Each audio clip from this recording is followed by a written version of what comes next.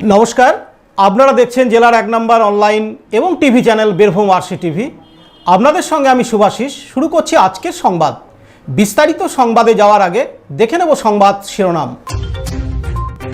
দুবরাজপুর মেলায় পিস্তল উঁচিয়ে তোলাবাজির অভিযোগ, গ্রেপ্তার 2 ভাই। বোলপুর পৌরসভার তৃণমূল কাউন্সিলর গ্রেপ্তার। রাজনগরের ডাকঘরের ইতিকথা। পবিত্র মহরম যথাযথ মর্যাদায় পালিত হচ্ছে বোলপুরের শিয়ানে। এবার সংবাদ বিস্তারিত। দুবরাজপুর ব্লকের আগয়া সংলগ্ন হুজুগ মেলায় 9mm পিস্তল উঁচিয়ে ত্রাস সৃষ্টির অভিযোগে 2 ভাইকে গ্রেপ্তার করল দুবরাজপুর থানার পুলিশ। ধৃতদের কাছ থেকে একটি 9mm পিস্তল ও 3 রাউন্ড গুলি উদ্ধার করা হয়েছে। এই ঘটনায় এলাকায় ব্যাপক চাঞ্চল্য ছড়িয়েছে।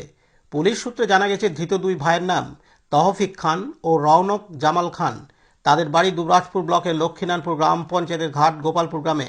স্থানীয় সূত্রে খবর, গতকাল বুধবার 24শে জুন সন্ধ্যায় হুজুগ মেলায় আচমকায় হাজির হয় ওই 2 ভাই।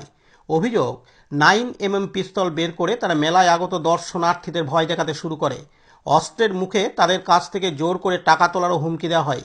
বিষয়টি জানাজানি হতেই মেলায় উপস্থিত মানুষের মধ্যে আতঙ্ক ছড়িয়ে পড়ে। তৎক্ষণাৎ খবর দেওয়া হয় দুবরাজপুর থানায়। পুলিশ ঘটনাস্থলে পৌঁছালে অভিযুক্তরা মোটর বাইক নিয়ে চম্পট দেয়। পুলিশ তাদের পিছু ধাওয়া করে এবং দাতিন দিঘি থেকে দুবরাজপুর যাওয়ার রাস্তায় পুলিশ তাদের ধরে ফেলে। ধৃতদের তল্লাশি চালিয়ে একটি 9mm পিস্তল ও 3 রাউন্ড গুলি উদ্ধার করে দুবরাজপুর থানার পুলিশ। এরপরই তাদের গ্রেপ্তার করা হয়। আজ বৃহস্পতিবার 25শে জুন 2 ভাইকে দুবরাজপুর আদালতে তোলা হয়। পুলিশ সূত্রে জানানো হয়েছে, ধৃতদের জিজ্ঞাসাবাদ করার জন্য চেষ্টা চলছে যে এই ঘটনার পেছনে আর কেউ জড়িত আছে কিনা বা অস্ত্রটি তারা কোথা থেকে সংগ্রহ করেছে। ঘটনার তদন্ত শুরু করেছে দুবরাজপুর থানার পুলিশ। দুবরাজপুর থেকে লালটু মুখার্জির রিপোর্ট, বীরভূম আরসি টিভি।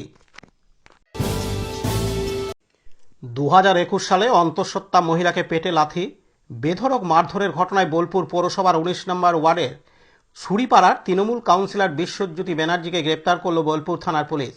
গরু পাচার কাণ্ডে কেন্দ্রীয় এজেন্সি এই তৃণমূল নেতার বাড়িতে অভিযান চালিয়েছিল। একাধিকবার ডেকে জিজ্ঞাসাবাদ করেছে। আজ বৃহস্পতিবার 25শে জুন ওই তৃণমূল কাউন্সিলরকে বোলপুর থানা পুলিশের পক্ষ থেকে বোলপুর মহকুমা আদালতে তোলা হয়। বোলপুর থেকে কাজী আমিরুল ইসলামের রিপোর্ট, বীরভূম আরসি টিভি। এ আরেক মহেঞ্জোদড়োর কথা, তবে এটি সিন্ধু সভ্যতার মহেঞ্জোদড়ো নয়। এটি জেলা বীরভূমের ঝাড়খণ্ড লাগোয়া প্রান্তিক অঞ্চল রাজনগর বুকে এক অসমাপ্ত সভ্যতার ইতিকথা। এর কেন্দ্রবিন্দুতে রাজনগর 731130 পোস্ট অফিসের মর্মকথা। রাজনগর পোস্ট অফিসের নিজস্ব জায়গা আছে, কিন্তু নেই সেখানে পোস্ট অফিস। রাজনগর চৌরাস্তা মোড়ের কাছেই সিউড়ি রাজনগর পাকা সড়কের পাশেই রয়েছে পোস্ট অফিসের নিজস্ব জায়গা। কাছাকাছি রয়েছে ব্যাংক। সেই পোস্ট অফিসের জায়গায় দাঁড়িয়ে নিম গাছের তলায় রয়েছে ইটের দেওয়ালের ধ্বংসাবশেষ। আগে ওই দেয়ালের গায়ে ঝুলতে একটি লাল ডাকবাক্স, সেই ডাকবাক্স এখন উধাও। আর চায়ের ভার ফেলে ফেলে সেখানে তৈরি হয়েছে আবর্জনার ঢিপি। প্রকৃতির ডাকে সাড়া দিয়ে প্রাকৃতিকভাবে অবাধে মানুষের শরীরে তরল বর্জ্য নিষ্কাশনের মুক্ত ক্ষেত্র হয়ে উঠেছে এটি। সব মিলিয়ে এক দুর্গন্ধময় পরিবেশ। বর্তমানে রাজনগর সাব পোস্ট অফিসটি রয়েছে অনেকটা দূরে হাটতলার একটি গলিতে, ভাড়া বাড়িতে। সংকীর্ণ জায়গায় মানুষকে পরিষেবা নিতে গিয়ে হিমশিম খেতে হয়। এ বিষয়ে স্থানীয় বাসিন্দা শ্যামল গড়াই দিনু দাস জানান, বিগত প্রায় 40-45 বছর ধরে পোস্ট অফিসের এই জায়গাটি পড়ে রয়েছে। এখানে পোস্ট অফিস হলে খুব সুবিধা হবে, ভালো হবে। তাই বলাই যায়, নিজস্ব জায়গায় পোস্ট অফিস গড়ে উঠলে সুবিধা হবে মানুষের। এই মহেঞ্জোদড়োর কি সভ্যতা গড়ে উঠতে পারে না? এদিন স্থানীয় বাসিন্দারা আরও জানান। আচ্ছা, এটা পোস্ট অফিসের জায়গা সামনে? হ্যাঁ, পোস্ট অফিসের জায়গা বহুত দিন ধরে আছে। আপনি কতদিন ধরে দেখছেন? 40 থেকে 45 বছর দেখছি এরকমই পড়ে আছে, এরকমই পড়ে। কোনো কাজ হয়নি? না না, অনেক অফিসার এলো, আমরা বললাম স্যার এত সুন্দর জায়গা রয়েছে এখানে, পোস্ট অফিসটা যেন হয়, সরকারি সংস্থার কাজ আমরা অনেক অসুবিধা পাচ্ছি, হ্যাঁ, অনেক দূর যেতে হচ্ছে আমার দিকে। বললাম স্যার দেখুন, বলছে হ্যাঁ হ্যাঁ হয়ে যাবে হয়ে যাবে। অনেক অফিসার এলো গেল, কিছুই হলো না আজও পর্যন্ত, কোনো কিছুই হয়নি। এখানে পোস্ট অফিস হলে ভালো হয় বলছেন? হ্যাঁ, এখানে পোস্ট অফিস হলে আমাদের সবারই মানে অসুবিধাগুলো সব চলে যায়। আপনার নাম? আমার নাম দিনু দাস। রাজনগর থেকে উত্তম মণ্ডলের রিপোর্ট, বীরভূম আরসি টিভি। আরবি মাসের প্রথম মাস মহরম ও হিজরি বছরের নবমতম দিন। কারবালা ইতিহাস ইসলামিক ইতিহাসের সবচেয়ে মর্মান্তিক হৃদয় বিদারক ঘটনা।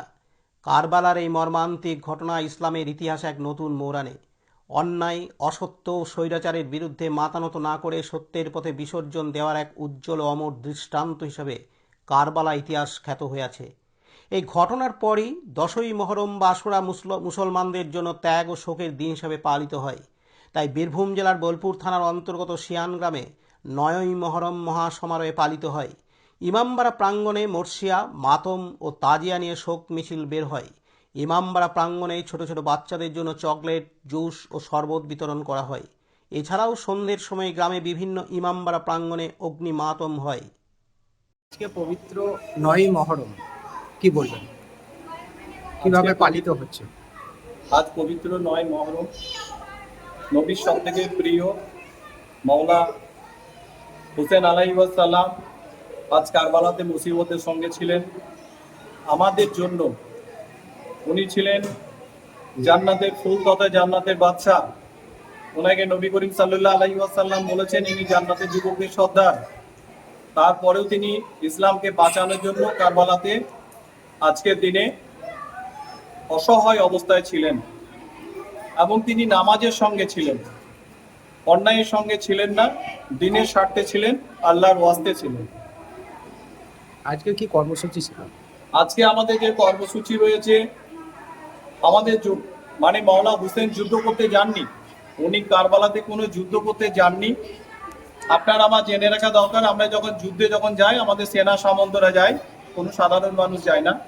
তাহলে ওনার সঙ্গে সাধারণ মানুষ ছিল, ওনার বাড়ির কাজকর্মে যে সমস্ত মানুষজন ছিল তারাও ছিল, ওনার ছোট কচি বাচ্চা ছিল, ওনার বোন ছিল, ওনার স্ত্রী ছিল, ভাই ভাতিজা ইত্যাদি ইত্যাদি, টোটাল পরিবার ওখানে মেহমান স্বরূপ তাদের চিঠি চলে গেছিল। তাই আমরা সেই সদায়ে কারবালাকে অনুসরণ করে ছোট বাচ্চাদের জন্য দুধ, ম্যাঙ্গো জুস, বিস্কিট, চকলেট ইত্যাদি ইত্যাদি উৎসর্গ করার চেষ্টা করেছি। বড়দের জন্য পর্যাপ্ত জল, শরবত, খাবার ইত্যাদি আমরা ব্যবস্থা করেছি কারবালাকে মনে করে। এখান থেকে কি বার্তা দেবেন মানুষের উদ্দেশ্যে? আমরা এখান থেকে মানুষকে বার্তা দেবো, আমরা সকলে মানুষ। হুসাইন শুধু আমাদের মুসলমানদের ছিলেন না, সেখানে বিধর্মী হুসাইনের হয়ে কোরবান হয়েছিলেন। হুসাইন আলাইহিস সালাম যখন মানা করেছিলেন, না ভাই এটা আমাদের ব্যাপার, আপনি যাবেন না, তখন বলেছিলেন আপনি নবীর নাতি, আমি যাব। তাই আমি সমস্ত ভারতবর্ষ তথা পৃথিবীর সমস্ত মানুষের কাছে আমার একটাই কথা, আমরা সকলে মানুষ, আমরা ইনসান। একে অপরকে সাহায্য সহযোগিতা করাই হচ্ছে ইসলাম। ইসলাম ভোগী নয়, ইসলাম ত্যাগী। ইসলাম দান করতে পারে, ভোগ করতে পারে না। ইসলাম ত্যাগ করতে পারে, ভোগ করতে পারে না। তাই সমস্ত মানুষ, আমরা হিন্দু, মুসলিম, জৈন, খ্রিস্টান, আমরা সকলে ভাই, আমরা একত্রিত হয়ে চলবো। তাই কাজী নজরুল ইসলামও লিখেছিলেন, মোরা একই বৃত্তে দুটি কুসুম, হিন্দু মুসলমান। সেই মহিষী, মহান মহিষী, মহাকবি তিনি যেটা লিখেছেন, বাস্তবে তাই আমরা সেই বার্তা আমরা দিতে চাই যে আমরা সকলে ইনসান, আমরা সকলে মানুষ, আমরা সকলে ভাই ভাই। হ্যাঁ, বল। প্রশাসনের কি নির্দেশ জারি করেছে? হ্যাঁ, আমরা আমার যে দেশ, সেই দেশ স্বাধীন সার্বভৌমত্ব দেশ, সেই দেশের একটা আইন আছে। আমরা ইন্ডিয়ান, আমরা ভারতীয় তথা বাংলার, পশ্চিমবাংলার বাসিন্দা। আমরা পশ্চিমবঙ্গ সরকার তথা ভারত সরকারের যে সংবিধান, প্রশাসনের যে নির্দেশ, আমাদেরকে 2 থেকে 3 দিন আগে ডেকে একটা মিটিংও করেছিলেন। তাই পশ্চিমবঙ্গ সরকারের আইন মোতাবেক আমরা মহরম পালিত করছি। আমরা অত্যন্ত শোক শোকার্তের সঙ্গে, আমরা কোনো মানুষকে আঘাত দিয়ে নয়, কষ্ট দিয়ে নয়, কোনো। বোলপুর থেকে কাজী আমিরুল ইসলামের রিপোর্ট, বীরভূম আরসি টিভি। আজকের সংবাদ এই পর্যন্ত। পরবর্তী সংবাদের জন্য চোখ রাখুন বীরভূম আরসি টিভির পর্দায়। নমস্কার।